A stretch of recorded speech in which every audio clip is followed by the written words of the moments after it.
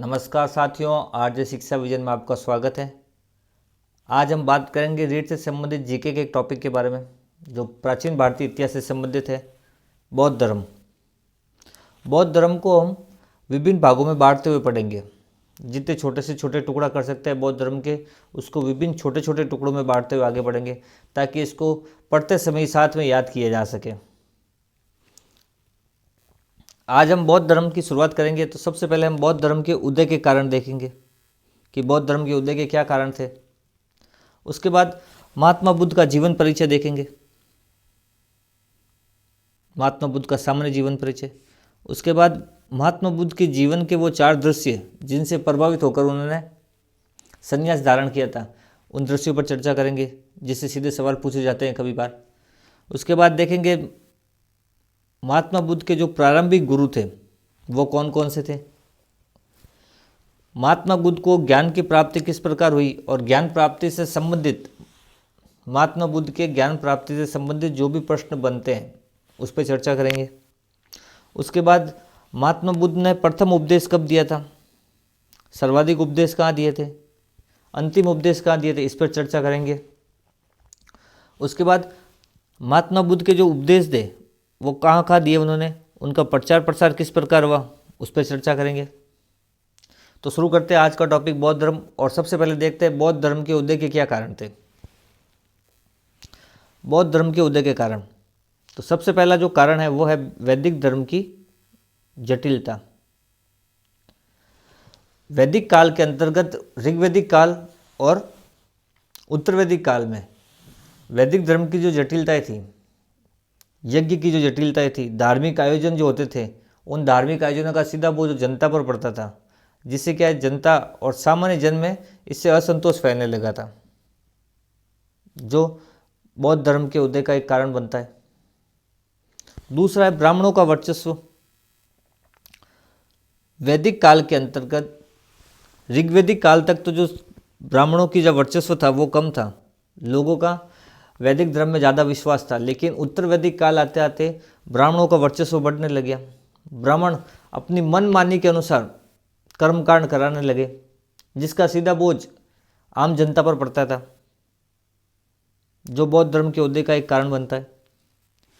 तीसरा, यज्ञों की परंपराएं। ऋग्वैदिक काल में जो यज्ञ होते थे वो सामूहिक रूप से होते थे, सरल होते थे और सभी के लिए थे, जबकि उत्तर वैदिक काल आते आते इन यज्ञों की जो परंपराएं थी वो जटिल होने लग गई। उन पे किए जाने वाला खर्चा ज़्यादा होने लग गया और ये अनिवार्य रूप से जनता पर डाले जाने लगे, जिससे क्या है आम जनता जो थी उत्तर वैदिक काल की, उनका वैदिक धर्म से विश्वास उठने लगा और एक वो नए मार्ग की ओर खोज की ओर निकल गए, जो बौद्ध धर्म था, जैन धर्म थे। चौथा है कठोर जाति व्यवस्था। वैदिक काल में जो जाति व्यवस्था थी, ऋग्वैदिक काल में जो जाति व्यवस्था थी वो कर्म के हिसाब से थी, वहीं उत्तर वैदिक काल आते आते ही ये जाति व्यवस्था जन्म के आधार पर होने लग गई। जिसने जिस जाति में जन्म लिया है वो उसी जाति से संबंधित कार्य करेगा, जबकि ऋग्वैदिक काल में ऐसा नहीं था। उत्तर वैदिक काल में ऋग्वैदिक काल में जो जाति व्यवस्था थी वो कर्म पर आधारित थी, वर्ण पर आधारित थी, जबकि यही जाति व्यवस्था उत्तर वैदिक काल में आते आते जन्म पर आधारित हो गई। जिस व्यक्ति ने या जिस बालक ने जिस जाति में जन्म लिया है वो उसी से संबंधित कार्य करेगा, उसके अलावा दूसरा कार्य नहीं करेगा। किसी ने क्षत्रिय राजपूत जाति में जन्म लिया है तो उसका कार्य देश की रक्षा, युद्ध ये होते थे। जिसने ब्राह्मण जाति में जन्म लिया है वो वेदों का पाठ करेगा, कर्मकांड करवाएगा, यज्ञ करवाएगा। जिसने वैश्य जाति में जन्म लिया है वो व्यापार वाणिज्य से संबंधित कार्य करेगा। जिसने शूद्र जाति में जन्म लिया है वो दूसरे अन्य कार्य करेगा। तो कठोर जाति व्यवस्था जो थी वो बौद्ध धर्म के उदय का एक कारण बनती है। पांचवा है सरल भाषा का प्रयोग। बौद्ध धर्म के जो अनुयायी थे या बौद्ध धर्म के जो धर्म उपदेश देने वाले थे, उन लोगों ने आम जनता में पहुंच बनाने के लिए सरल भाषा का उपयोग किया, ताकि अपने जो उपदेश थे, अनुसरण की बातें थी, वो सीधी जनता तक पहुंचती थी और सरल भाषा में पहुंचती थी, जिससे लोगों का खिंचाव जो है बौद्ध धर्म की ओर बढ़ने लगा, वैदिक धर्म से हटके अन्य धर्मों की ओर बढ़ने लगा, विशेषकर बौद्ध धर्म की ओर। तो सरल भाषा का प्रयोग बौद्ध धर्म के उदय का एक कारण बनता है। दूसरा है अनुकूल राजनीतिक दशा। इसके अंतर्गत क्या है, उस समय के जो तात्कालिक शासक थे वो लोग भी उस समय के जो नए धर्मों का उदय हो रहा था उन धर्मों को राजनीतिक शरण दे रहे थे। राजनीतिक शरण देने से उनका वर्चस्व बढ़ने लगा। वैदिक धर्म जो था, सनातन धर्म, उसका प्रभाव कम होने लगा और नए नए धर्म जो प्रभाव में आ रहे थे उन पर धर्मों को तात्कालिक शासक अपना राजकीय धर्म बना रहे थे, राजनीतिक संरक्षण दे रहे थे।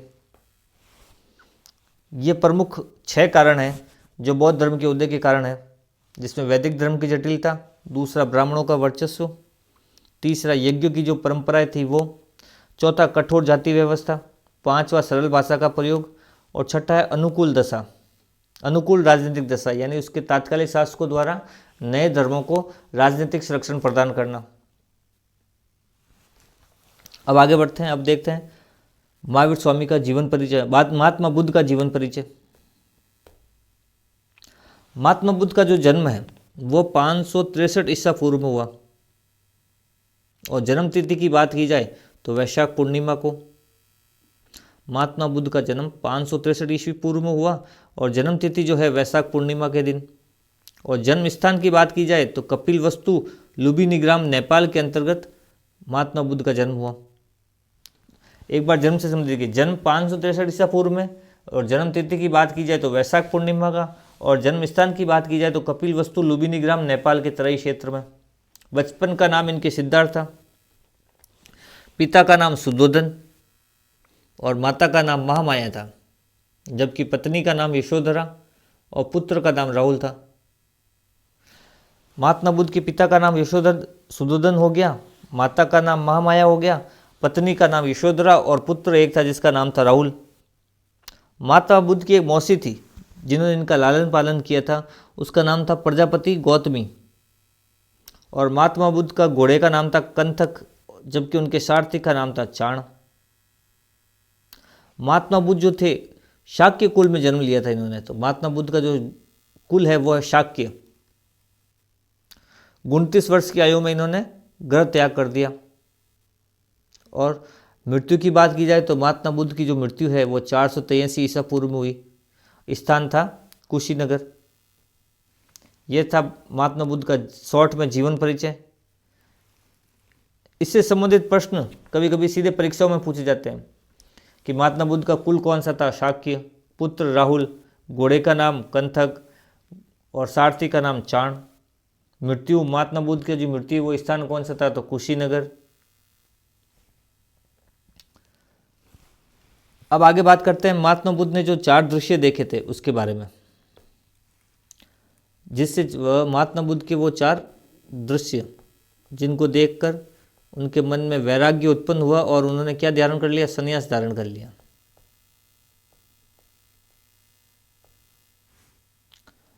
और ये जो 4 दृश्य है इनका जो वर्णन मिलता है वो वर्णन मिलता है इनका मंजिम निकाय जो है,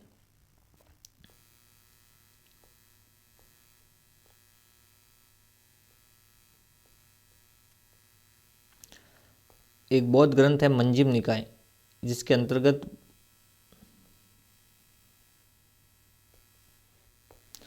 महात्मा बुद्ध द्वारा जो 4 दृश्य देखे गए उनका वर्णन मिलता है।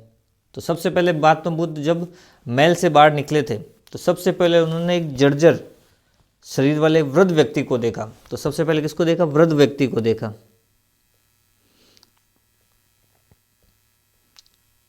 वृद्ध व्यक्ति को सबसे पहले देखा।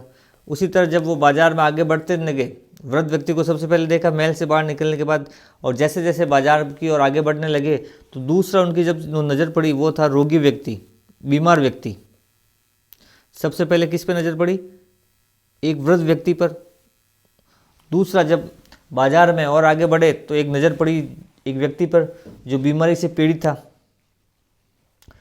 तीसरा जब और आगे बढ़े बाजार के अंदर तो एक अर्थी को जाते हुए देखा, तो उनकी नज़र मृत व्यक्ति पर पड़ी।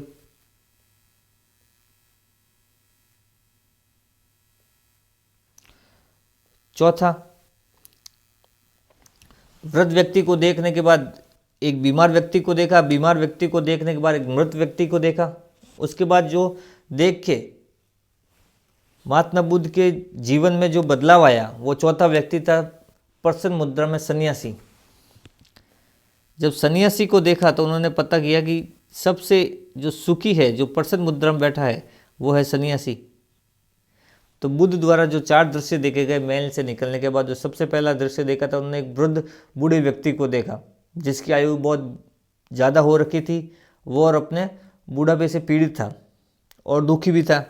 दूसरा, जब बाजार में आगे बढ़े तो उन्होंने रोगी व्यक्ति को देखा जो अपनी बीमारी से ग्रसित था और वो भी, उसके मन में भी क्या था, दुख था।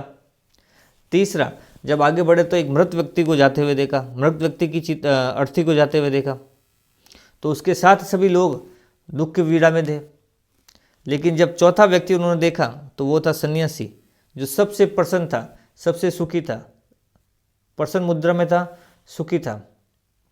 ये 4 दृश्य जो थे, इन 4 दृश्यों को देख के महात्मा बुद्ध के जो मन में है वैराग्य उत्पन्न हुआ और उन्होंने संन्यास लेने की घोषणा कर दी या संन्यास लेने का ठान लिया।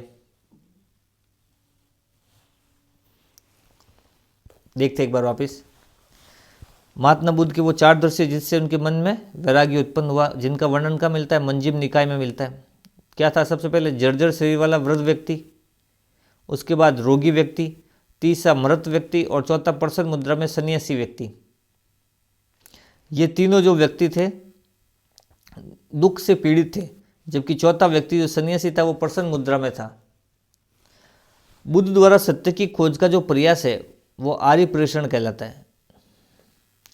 बुद्ध ने जो सत्य की खोज का जो प्रयास किया था उसको बौद्ध धर्म के अंतर्गत आर्य प्रेषण कहा जाता है। अब बात करते हैं बौद्ध धर्म से संबंधित अगले टॉपिक के बारे में। वो है महात्मा बुद्ध के प्रारंभिक गुरु। महात्मा बुद्ध ने जो संन्यास लिया था तो उससे सबसे पहले उन्होंने जो गुरु बनाया था वो बनाया था आलार कलाम को। आलार कलाम कौन थे? ये सांख्य दर्शन के दार्शनिक थे।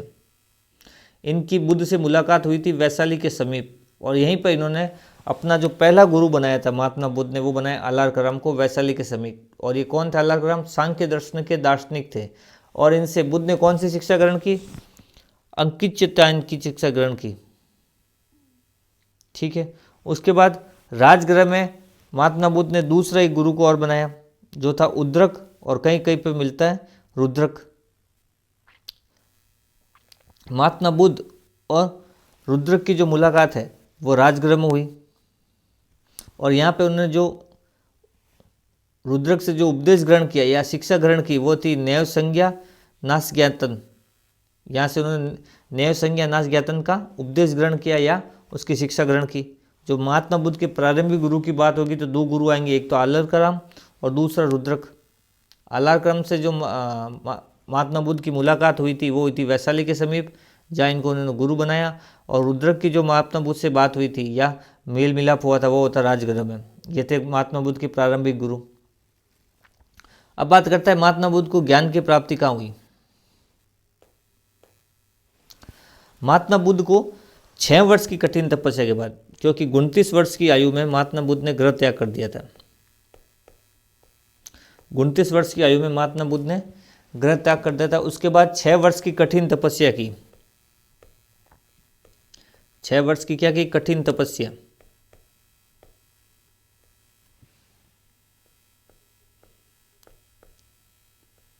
छह वर्ष की कठिन तपस्या की। और उसके बाद 35 वर्ष की आयु में समाधि की जो 49वां दिन था,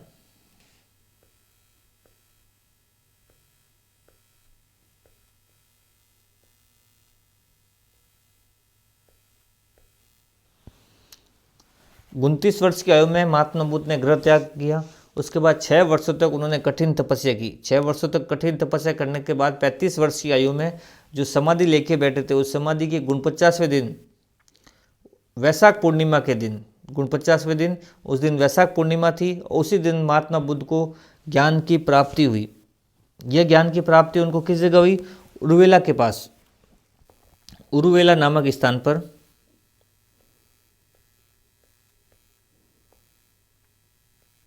उर्वेला नामक स्थान पर पीपल के वृक्ष के नीचे, पीपल वृक्ष के नीचे।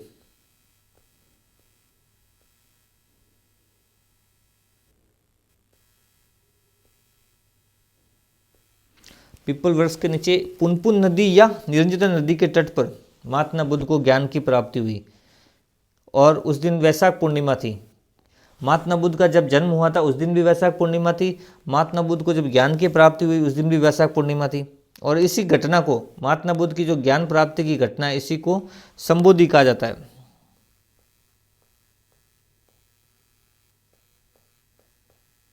महात्मा बुद्ध की ज्ञान प्राप्ति की जो घटना है उसको संबोधि कहा जाता है।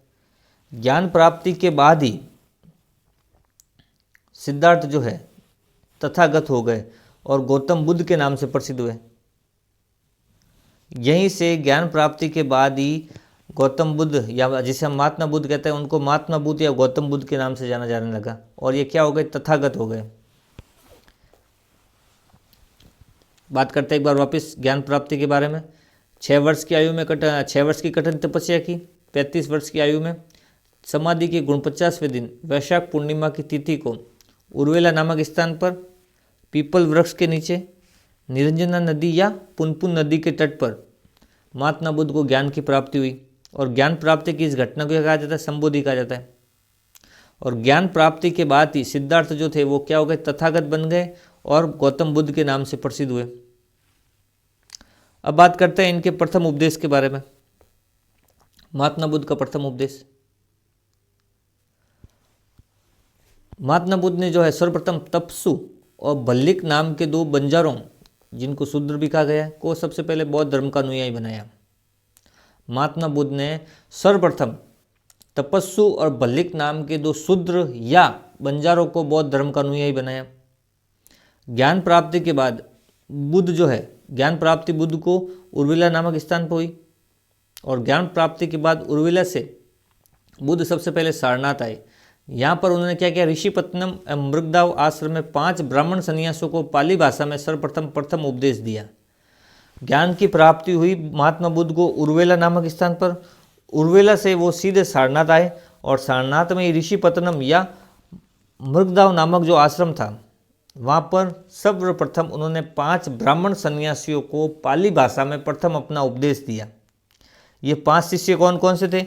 ये 5 शिष्य थे, सबसे पहले था असंग, दूसरा कौंड्य, तीसरा असजीवाप, चौथा महानाम और 5वां भद्य। तो सर्वप्रथम जिन 5 ब्राह्मणों को पाली भाषा में महात्मा बुद्ध ने प्रथम उपदेश दिया था वो 5 ब्राह्मण थे, असंग, कौंडिन्य, असजीवाप, महानाम और भद्य। और बुद्ध ने जो प्रथम उपदेश दिया था उसमें उसने कौन सा उपदेश दिया था? दुख निवृत्ति का मार्ग बताया था इन लोगों को।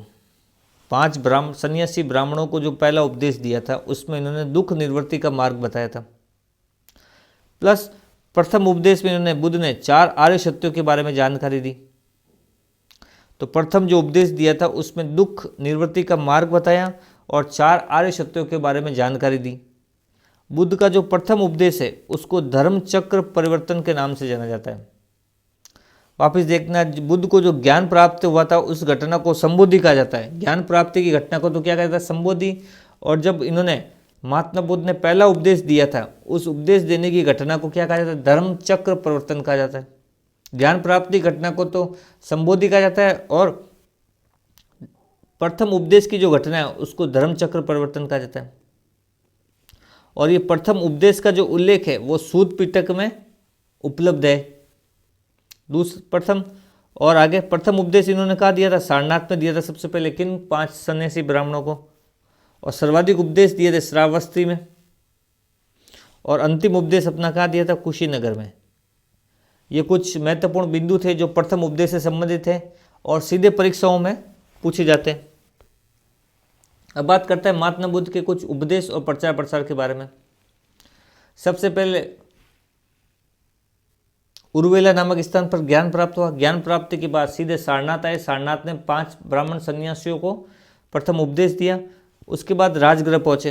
राजगृह पहुँचने पर महात्मा बुद्ध का स्वागत किया था बिंबिसार ने और उनको वेणु विहार नामक जो है विहार दान में दिया। सर्वप्रथम राजगृह में ही शारिपुत्र, महामोदलायन उपाली और अभय इनके शिष्य बने। बिंबिसार की पत्नी थी क्षेमा, वो भी महात्मा बुद्ध का क्या बनी, शिष्य बनी। तो सारनाथ से महात्मा बुद्ध सीधे पहुंचे राजगृह। राजगृह पहुंचने के बाद बिंबिसार ने उनको स्वागत किया और वेणुवन नाम का जो विहार था उनको दान में दिया। यहीं पर उपाली, अभय, सारिपुत्र नामक इनके प्रमुख शिष्य बने। और बिंबिसार की जो पत्नी थी, शासक बिंबिसार की पत्नी क्षेमा, वो भी महात्मा बुद्ध की क्या बनी, यहाँ पे शिष्या बनी। सारनाथ में क्या की थी बुद्ध ने, सारनाथ में बुद्ध ने बौद्ध धर्म से संबंधित जो बौद्ध संघ था उसकी स्थापना की। तो प्रश्न बनता है बौद्ध संघ की स्थापना सारनाथ में की थी बुद्ध ने, ठीक है। और सर्वाधिक उपदेश कौशल की राजधानी श्रावस्ती में दिए थे। और महात्मा बुद्ध ने जो प्रचार का केंद्र है वो मगध को बनाया था।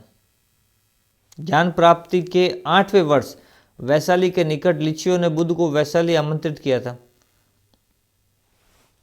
ज्ञान प्राप्ति के 8वें वर्ष में वैशाली के जो लिच्छवी थे उन्होंने बुद्ध को वैशाली आने के लिए क्या किया था, आमंत्रित किया था।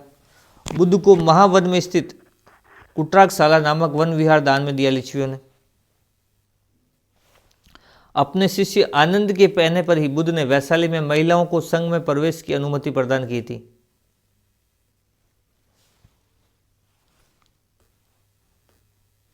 उसके अलावा प्रजापति गौतमी ये पहली भिक्षुणी थी महात्मा बुद्ध की संघ के अंदर।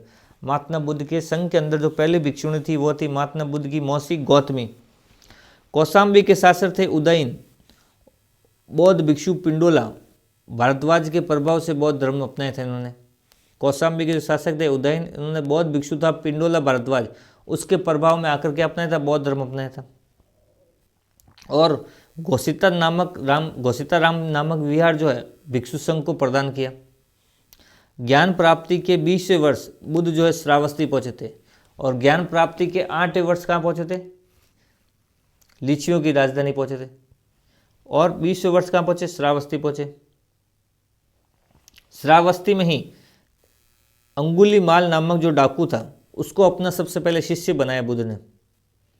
उसके बाद बुद्ध ने वाराणसी के यश नामक जो श्रेष्ठी था उसको संघ का सदस्य बनाया। और कपिल वस्तु से लौटते समय अनुप्रिय नामक स्थान पर शाक्य नरेश भद्रक को अपना शिष्य बनाया। वैशाली की एक नगर वधु थी आम्रपाली, उसको भी बुद्ध ने अपना क्या बनाया, शिष्य बनाया। आम्रपाली ने जो है आम्रवाटिका विहार संघ को दान में दिया था शिष्य बनने के बाद। बुद्ध स्वयं अवंती नहीं गए, अपनी जगह माचायान को भेजा जिसने अवंती में बौद्ध धर्म का प्रचार प्रसार किया। वापस देखिए एक बार बौद्ध धर्म का जो प्रचार प्रसार या बौद्ध धर्म के जो उपदेश हुए तो वो एक बार वापस देखिए।